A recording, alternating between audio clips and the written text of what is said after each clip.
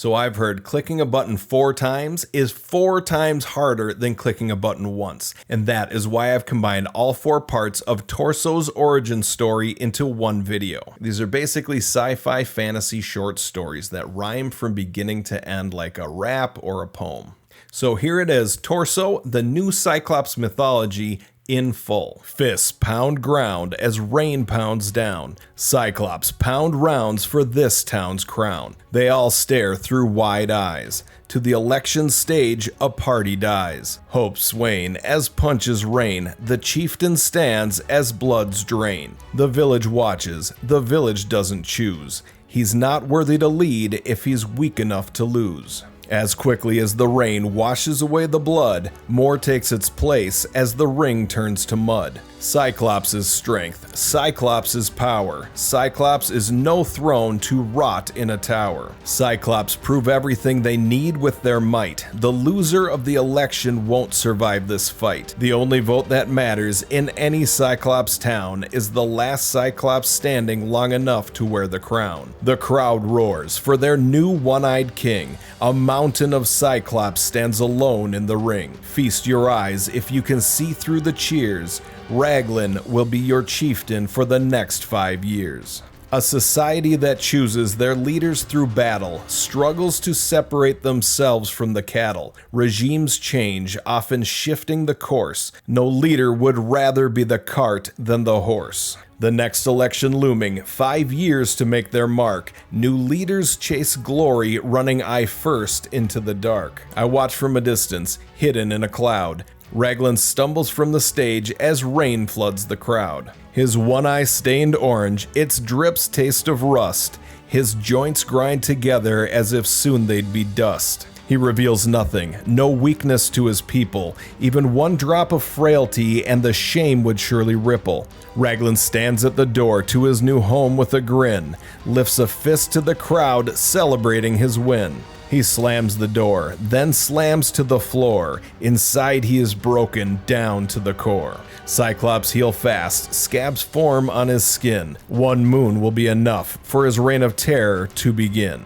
We, the Valeris, don't care who leads or who loses. Each planet can live how its populace chooses. So long as they respect us and the technology we supply, respect that we will remove it in the blink of their eye. They give what is required by the Advanced Planet Alliance and answer our calls without delay or defiance. I still can't fathom what the Alliance was thinking, what they were taking, smoking, dropping, or drinking. Why were the Cyclops allowed to join us just because they're one of the largest among us? Second only to those of Yeti Prime, so large that no, I'll go into them another time. Just size, no technology, no brains, only brawn. I'm stuck to choose an acolyte with nothing to go on. How do you grade a mind when all they do is fight? I might be right just to throw a rock into the night, then listen to see which child the pebble hit. Then that's it. That's the student I'd admit. How long now? Nearly 7 more years. My beady eyes will dry of tears if it takes me 7 more years. 12 is the youngest to support the mentality for any child to survive the Milky Way Academy. But how could I choose any Cyclops at all?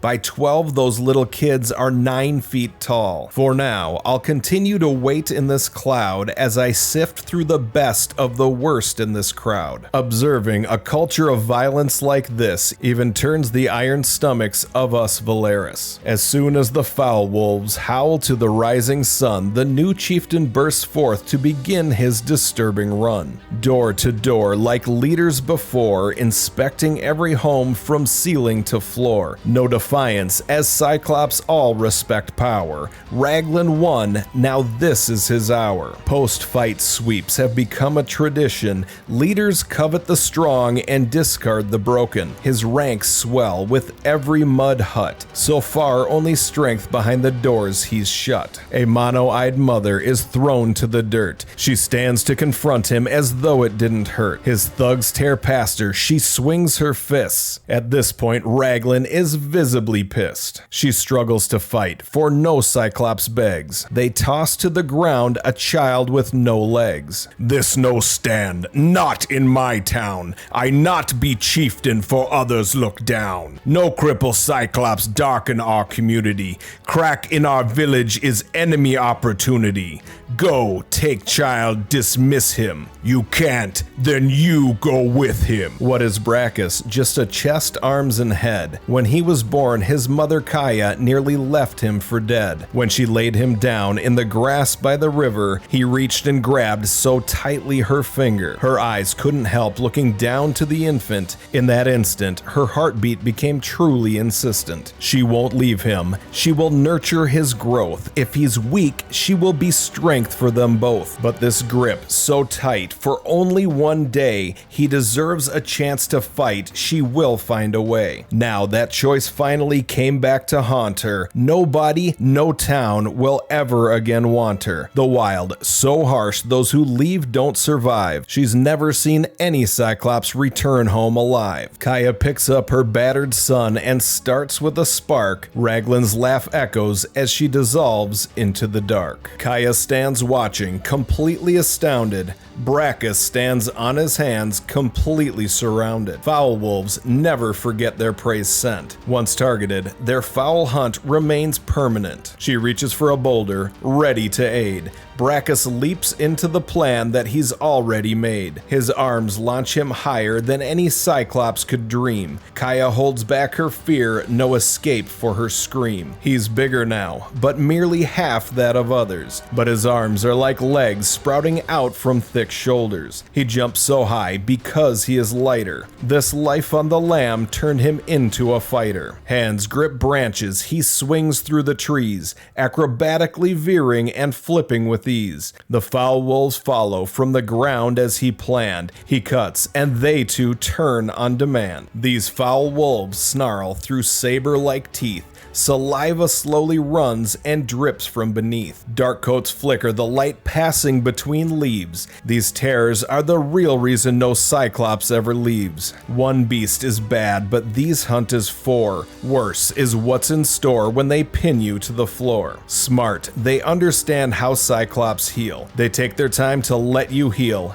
Every day's another meal. Weeks or even months of this flesh-ripping torture result in the Cyclops simply dying of hunger. Kaya stands helpless, watching her legless son. She finally notices what Brachus has done. She turns and springs to the bridge to the east. This plan better work or her child will be their feast. Brachus went west, but she knows where he's going. It must be that narrow gap in the canyon. She crosses the bridge, pivots west to meet him. She spots him launching himself from the last limb. Now is the point in his plan that she's fearing.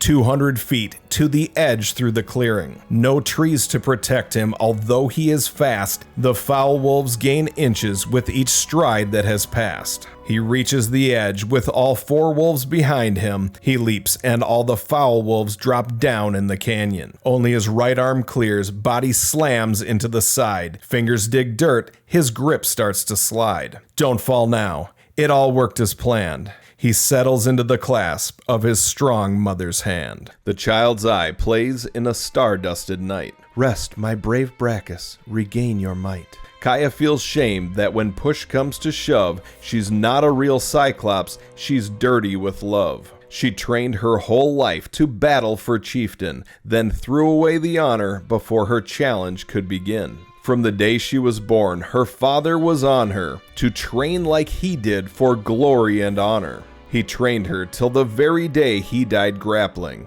exchanging his fists for bones in the election ring.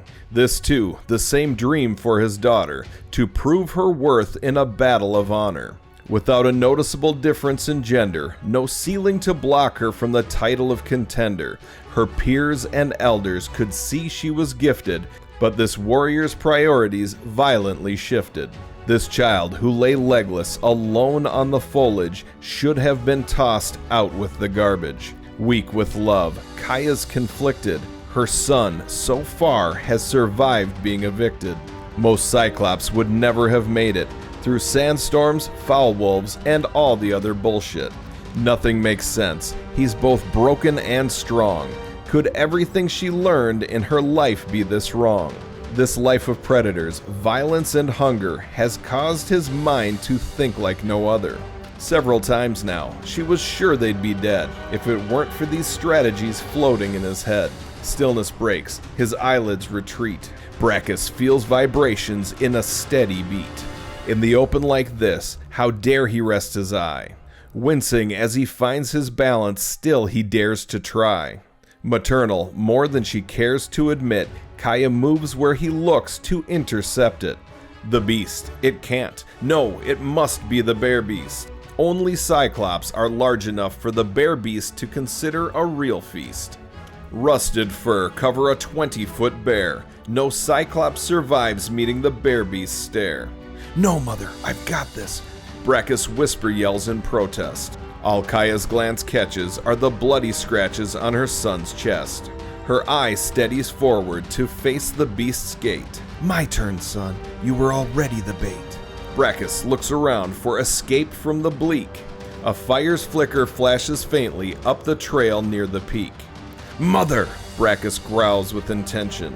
"A village! If we run, we can get their attention!" Kaya clenches her eye, then each fist. A village, it can't be. That's something she wouldn't have missed. But if he's right, and they manage to make it up the trail, the village would save them by taking them to jail. If they do, the bear beast becomes their problem. Right now, custody is the safest place for them. She grunts, turns, and breaks for faint light. Forearms shield her eye from branches painted black by night. A grisly growl follows her lumbered movements. Brachus passes with ease through these wooded environments. Fluid from floor to forest ceiling, leaping, swinging, flipping, and tumbling. Brachus dances up the trail. Kaya fears she'll surely fail. 3 times she's stumbled and tripped. One more time, she's surely trapped. The bear beast growl tickles her fur dress. It's so close now, she's bloated with distress. No time now for even minor mistakes. Trees slam behind her each time one breaks. The beast is too wide to fit between these trees. Its momentum and mass uproots them with ease. Oh no, a pebble rolls between her toes. One stupid small pebble and down Kaya goes. She turns to look. In that moment she froze. Then Brachus dunks a rock down hard on its nose. The beast coils back to a wall of trees. It scrapes its nose like it's holding back a sneeze. The bear roars at Brachus, and Brachus roars back. It pulls back a massive paw poised to attack. Brachus is trapped between his mother and the beast. If he dodges, then Kaya will surely be its feast. The bear's stare outnumbers his eye. He steels himself in the fact he will die. At least his mother will live through the night. She can go back to training for the next election fight. Fur twitches, the claw begins to move. Too bad, Brachus still has much left to prove. Suddenly, without any alarm, a giant spear tears through the beast's arm.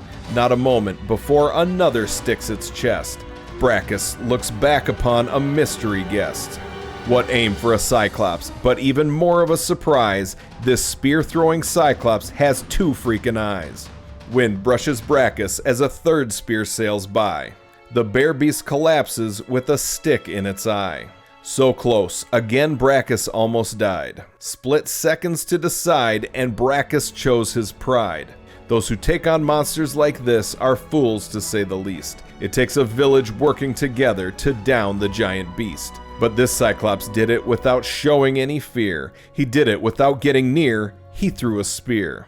Cyclops don't throw spears. They don't even try. Depth perception washes out when working with only one eye. But this stranger is even stranger because he has 2. Is that why he's able to do what he can do? The newcomer walks past Brachus carrying a boulder.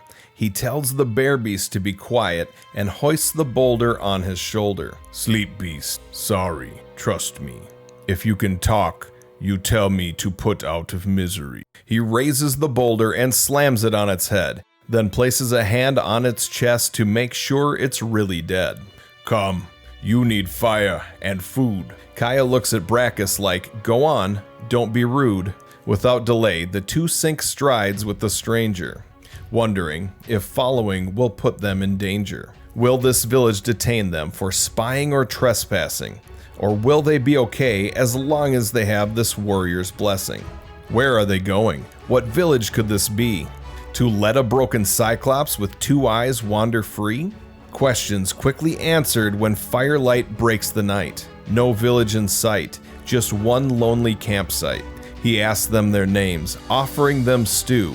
They reply in turn. He says, "Me Gorthu."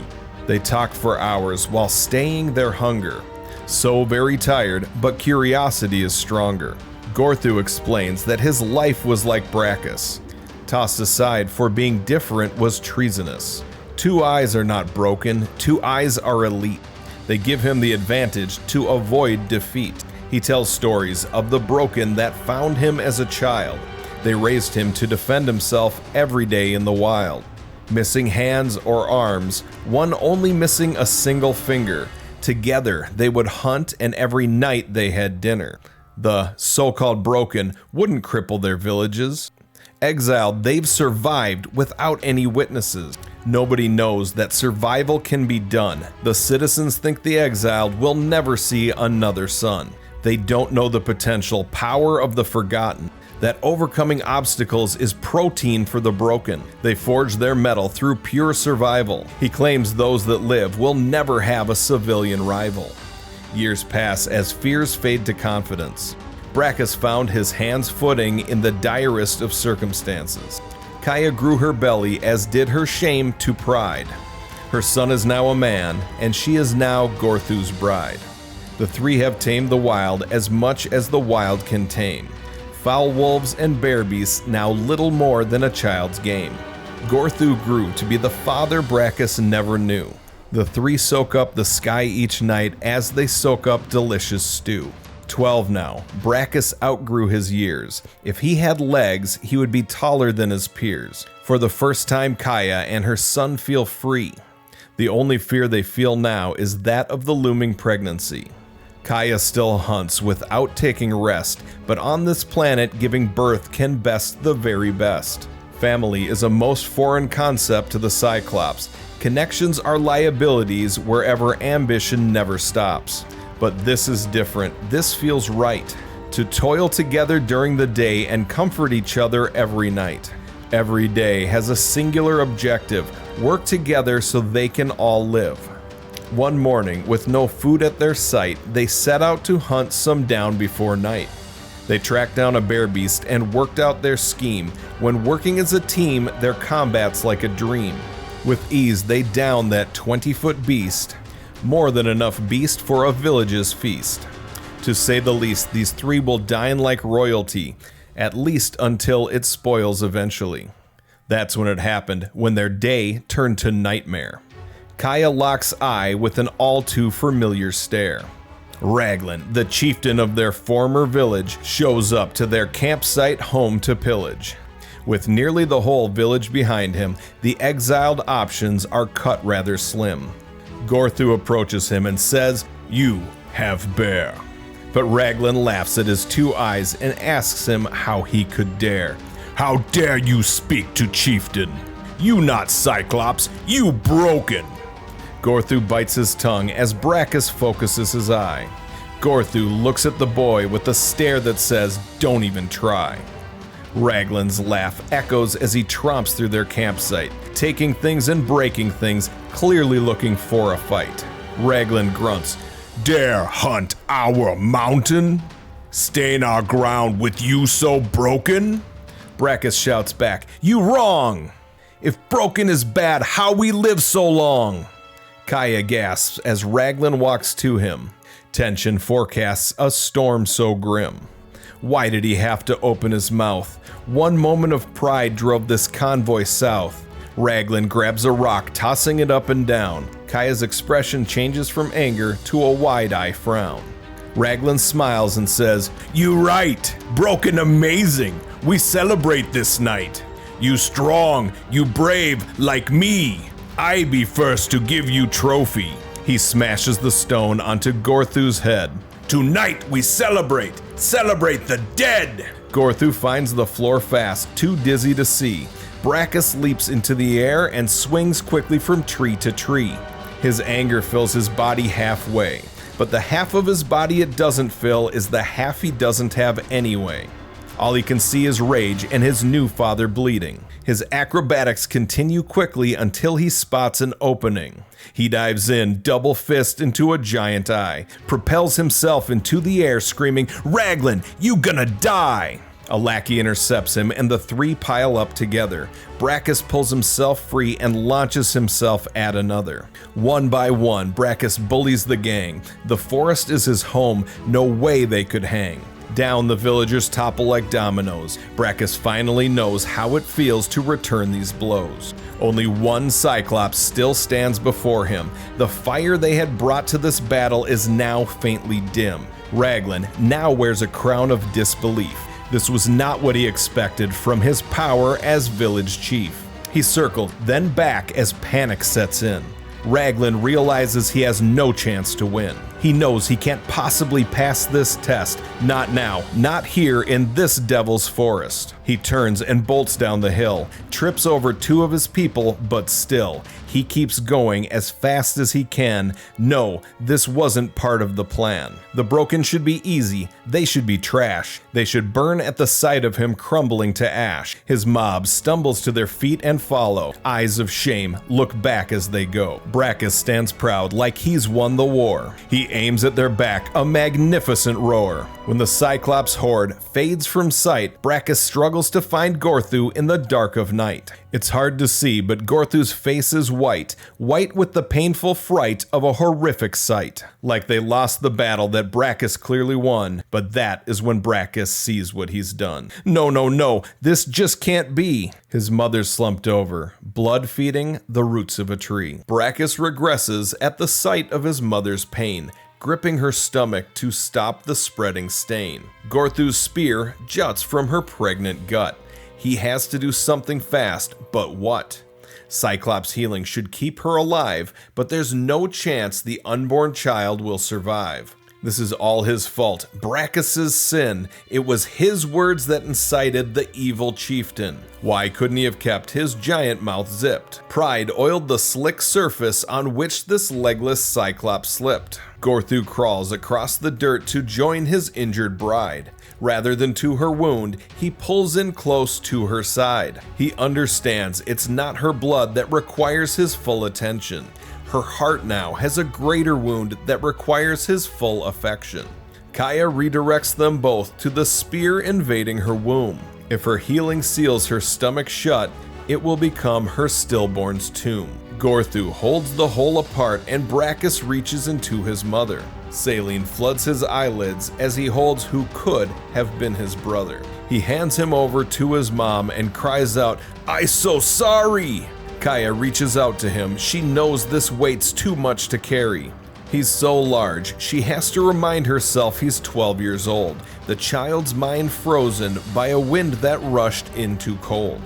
Yesterday he was a young man, now he's back to broken. They were breathing free for the first time, and now they will go back to choking. His mother cries, "No!"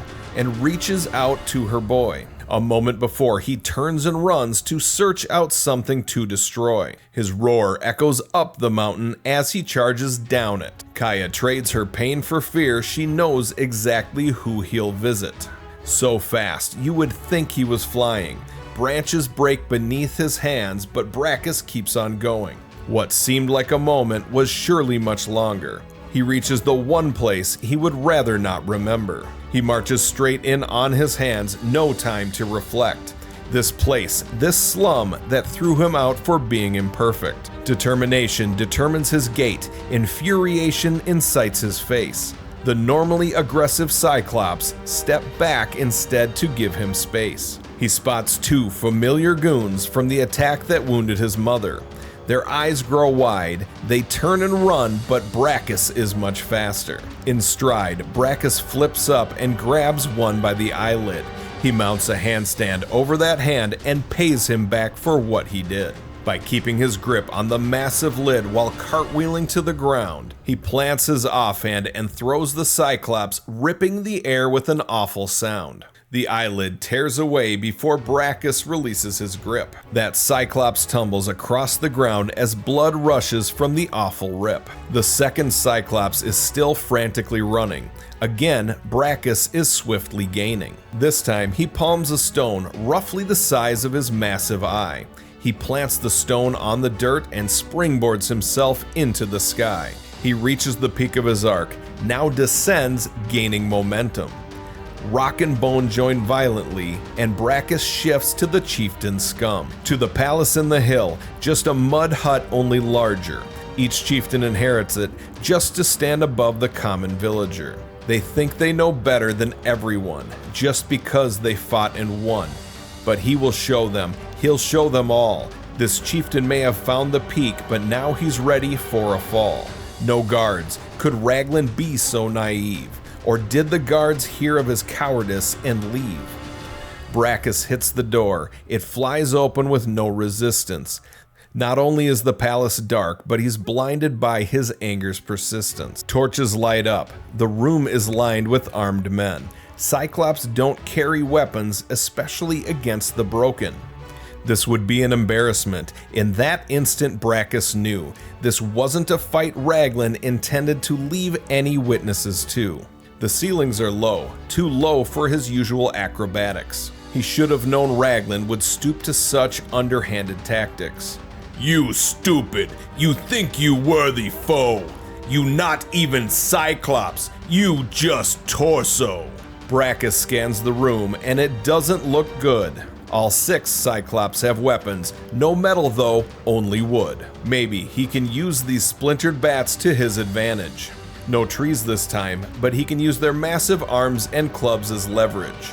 Instead of waiting for the mob to attack, he leaps at the closest one, knocking him back. A goon swings his club, but Brachus easily ducks beneath it. He uppercuts him in the jaw, his knuckles sting from the powerful hit. Another swings, and Brachus grabs the bat. He pulls himself past that foe and clotheslines the Cyclops after that. Brachus swings from one Cyclops to the other like banister knobs. In no time, he reduces these Cyclop mountains into slumping blobs. Raglan stands shaking, as alone as before. Brachus's fist meets Raglan's eye and busts that ass straight through the door.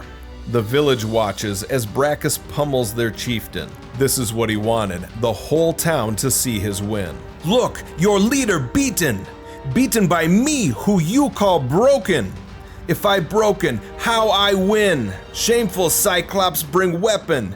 Cowards corner me 6 on 1! Now you see with own eye, I broken, but I still not die! Not here, not there! Not Cyclops, foul wolves, bear! See now, your eye see truth. Perfect body no make worth."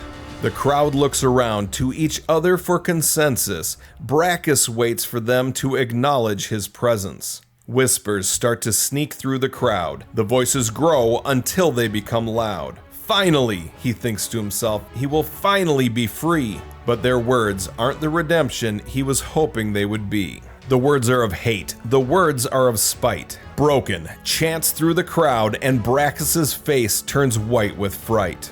Louder, the crowd's words grow into moans. The crowd grows into a mob, and their words grow into stones. One after another, the crowd expresses their hate through rocks. This isn't what he had in mind. His victory didn't open talks. Frozen in the face of hundreds, Brachus takes his beating. He had inflated himself with hope. Now he's popped and quickly deflating. They all gang in, taking turns to beat the broken child. The prodigal son returned from exile in the wild. He did it. He succeeded in proving he's stronger. Strength was most important to them, but clearly no longer. One thing was more important all along. Proving they were all the same trumped proving they were strong. He always thought the pursuit of strength was the cause of their bigotry, but now it looks instead like prejudice was the real source of hostility. Generations rationalized their worship of symmetry as survival of the fittest, natural selectivity. But here he lies, victor over their very best. receiving the soles of their feet like an invasive pest. Even though they kicked him out, he was ready to shed their spurn. For years he trained and dreamed of the day he would return. But now he learned his lesson, a lesson learned too late. Sure, you can prove you're right, but there's no room for right in minds of hate. His eye opens. At least he thinks. He could be blind. Patches of white merge. Focus is a burden to find. His ears ring, in tune with his eyesight. What happened? Wasn't there a fight? Blurred shapes dance like insects at war. His hearing is clearing and it sounds like the shore. No waves or wind, it's people shouting over each other. That's right, the godforsaken village showed him their true color. Greens and oranges bleed into the white patches clawing into his vision. Two more colors find their way, blue and yellow make their invasion. His advanced healing in overdrive, heat emits from his bruises and scrapes. His eye wants to close, but he forces its focus to investigate shapes. Cyclops. A crowd of Cyclops bobbing like waves in the ocean. Words tumble clumsily through the violent commotion. Breaks. Break us. Brachus. He hears his name. The blue and yellow blobs are them. Kaya and Gorthu must have came. No, wait, no, this isn't good. Brachus tries to free himself, but he's tied tightly to beams of wood. Oh no, he's heard of this. He doesn't dare look down. The beams hang over the canyon. If he drops, he'll surely drown. His arms bound, spread out like wings, Brachus struggles for breath. He overcame his hobbled life. He doesn't deserve this kind of death. His parents' only crime was to dare to live differently. They lived off the grid and for a time thought they lived free. Is there any chance? Wait, what's that? What could that be? A bear beast rips through the mob like a shark fin cuts through the sea. His mother is a genius. She must have led it here. They are drastically outnumbered, but if there's a chance, it would be this bear. His eye spots Gorthu, fighting with everything he's got. He can't keep it up forever, but knowing him, he'll take his shot. Where's Kaya? He knows he saw her blue skin. Brachus hopes he was mistaken. This isn't a fight they're likely to win. Even if they somehow make it out alive, the village will hunt relentlessly. Their shame will never survive. Brachus, I'm here! Kaya climbs out on the wooden beams. She tries her best to comfort her son, shouting over the violent horde's screams. She wraps her legs around the pole and shimmies the 45-degree angle. She works her way above her boy where the ropes meet in a tangle. She reaches into her fur top and pulls out a stone hatchet. Villagers line the edge of the canyon, but that's as close as they dare to get. Kaya tries to hack the ropes, but it's really hard at this angle. One rope free. Now Brachus hangs from his other wrist left to dangle. Hold on, son! She struggles to reverse her position. Getting her body on top of the pole now seems like an impossible mission. She grunts and claws while the crowd throws stones. She takes hits, but she's clearly in one of those zones. Her focus is on only one thing, her son. For him, she continues to cling. Against all odds, she rises above and secures her footing. She will leap across and free her offspring. She jumps, and just then a rock cracks her head. Her momentum dies, and she begins descending to her deathbed. In desperation, she reaches out and grabs her son's lower wrist. They swing and spin uncontrollably in a death spiral twist. Her son saved her soul, so now it's his mother's turn. Adrenaline is the only fuel Kaya has left to burn. She spends every ounce of strength climbing up her hanging son. The rope rips into his flesh as two are far heavier than one. She gets her grip on the rope, releasing her weight from him. She scissors the pole with her legs as rocks still pummel both of them. Brachus, focus! You need hear me! You only chance survive is I cut you free. You fallen canyon, you strong, you survive. Follow water, leave this place, get new life. Brachus can barely reply. No, Mom, can't. You saved me as infant. No, son, you must. Me, you need trust. My choice keep you. My choice is you. This most important thing I do. I broken too. I not have Cyclops heart. My heart love you. Her cuts thin the rope. It shifts, causing friction to squeak. A smile forms in warmth. Her tear splatters on Brachus's cheek. He gets it now, what his mother wants him to understand. The rope finally snaps, and she shrinks beyond his outstretched hand. Rise, young Cyclops, don't be afraid. I am Aelion of the Valaris, and you survived as I prayed. I observed as you fell hundreds of feet into the ravine. You just might be the most resilient being I've ever seen. Brachus tries to speak, but he's still in no shape. He looks down at his hands, all wrapped up in tape. Don't speak. I'm taking you somewhere very precious to me. Have you ever heard of the Milky Way Academy? His mother's final words ring true. Brachus will comply. He lays back, staring at Aelion. Determination fills his eye. Thank you for watching the final chapter of Torso, the new Cyclops mythology. This is the origin story of Torso, a character that will be joining us in the Milky Way Academy. For now, I'm laying the groundwork, I'm doing origin stories for these characters, but this Milky Way Academy is going to be really, really cool. Please like and subscribe for more sci-fi short stories like this. But for now, click the next video and go further down the rabbit hole.